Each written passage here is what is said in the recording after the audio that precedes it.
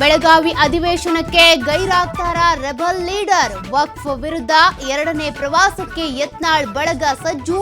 ಶೀಘ್ರವೇ ದಿನಾಂಕ ಘೋಷಣೆ.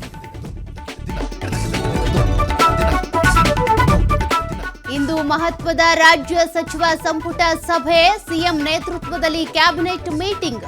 ಹಲವು ಮಹತ್ವದ ವಿಷಯಗಳ ಬಗ್ಗೆ ಚರ್ಚೆ.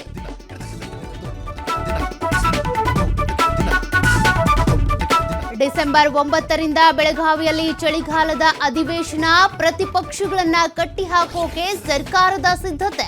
ಹಿರಿಯ ಸಚಿವರ ಜೊತೆ ಸಿಎಂ ಚರ್ಚೆ.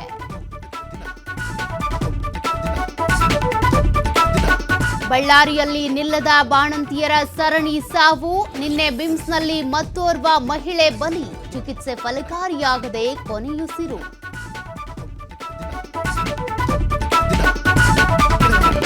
ರಾಜ್ಯದಲ್ಲಿ ಮಿತಿ ಮೀರ್ತಾ ಇದೆ ಆನ್ಲೈನ್ ವಂಚಕರ ಜಾಲ. ಬಾಗಲಕೋಟೆಯಲ್ಲಿ ಸಿವಿಲ್ ಇಂಜಿನಿಯರ್ಗೆ 55 ಲಕ್ಷ ರೂಪಾಯಿ ದೋಖ. ಟೆಲಿಗ್ರಾಮ್ ಟಾರ್ಗೆಟ್ ಮಾಡಿ ಮೋಸ.